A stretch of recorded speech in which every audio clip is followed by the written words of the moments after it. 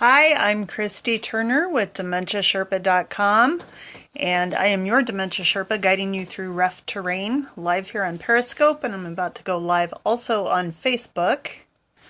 See if I can pull off two at once. Hi, I'm Christy Turner. It looks like I might be freezing up a little bit on Facebook, but that's okay. We got two things going on now, so what the heck. Christy Turner with DementiaSherpa.com. I am your Dementia Sherpa guiding you through rough terrain. And today I just wanted to talk about anxiety. Hi, thanks so much for coming in. I'm sorry because of where I'm sitting. I can't exactly see your name, but it looks like Ask, so thank you for being here. I appreciate it. One of the things that can happen with dementia is that energy is contagious, and I think it's something that probably as professionals we don't talk about as much as we should talk about because it's a real thing. And this is what I mean by we can sometimes end up making things worse without even realizing it because energy is so contagious. So if we're bringing what I call the good stuff, which is respect, kindness, and love, things are going to be so much better, so much easier, so much more manageable, I promise you. But on the other hand, if we're feeling really anxious and tense, then it's not pretty. And let me just give you an example, because I've worked with over 1,000 people living with dementia professionally, as well as 7 experiences in my own personal life. So I've had plenty of opportunity to test my theories and see what works and what doesn't work. And I had this memory care community back when I was a memory care director. I loved this community. So 2 years after I left it, I came back because I was looking at a private client going into placement in that community. Now, I had no expectations that any of the residents there would recognize me because 2 years is a very long time for people living with dementia, right? And sure enough, people didn't recognize me, and new people that I had never met before, new residents there, never seen me before, and yet they still came up to me. It was like the kind of a Pied Piper experience, because of the energy that I was bringing. So it works two ways. So you can be bringing the good stuff and people are very attracted to it, and then it becomes very easy for you to say persuade them to go to a doctor appointment like we were talking about yesterday, or to put on their shoes, or just for it to be a good day.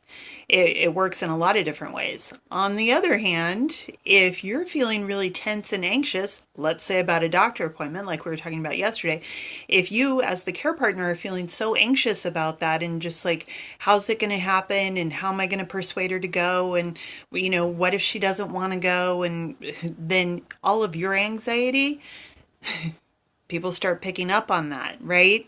And it makes them more anxious, and they start to, really, they might not be able to say what it is that they're feeling anxious about. You might not be saying, I'm anxious that you won't go to the doctor appointment, but that's the energy that's coming out of you. So it makes life really difficult both for your loved one and for you, because you have this objective that you need to achieve, even if it's just having a good day. And it makes it very difficult to do that when that anxiety is jumping from one person to another.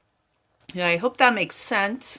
And feel free to put a 1 in the chat stream if you're getting what I'm saying. And if you have any questions at any time, of course, ask. And I'm happy to answer those questions about what I'm talking about today or anything else related to dementia. But the main thing to remember is the more that you can just take a deep breath, exhale, that's very important, let it out, and then just remember you want to bring in respect, kindness, and love with every interaction. Let go of the anxiety to the best of your ability.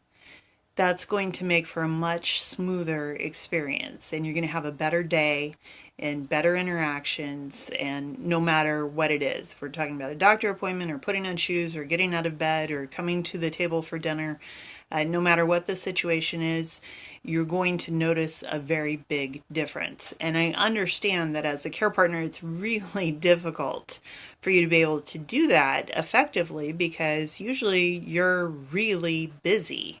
So you're thinking, Julie on the Love Boat wishes she had my mad skills and being able to, be the chef and the gardener and the shopper and the laundry mistress and all of these things, the social director, all of these things, right? Because you have so much going on. And a lot of times you're also sleep deprived and you might be neglecting your own health. You might be living with some aches and pains.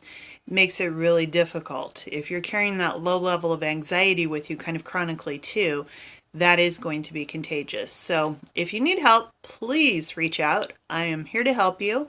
Again, I'm Christy Turner with DementiaSherpa.com. I'm your Dementia Sherpa guiding you through rough terrain because let's face it, dementia is really rough terrain. It's hard enough. The disease process itself is difficult enough. You don't need any added additional extra layers of difficulty, right? You need to know what works. What's the best way to do something?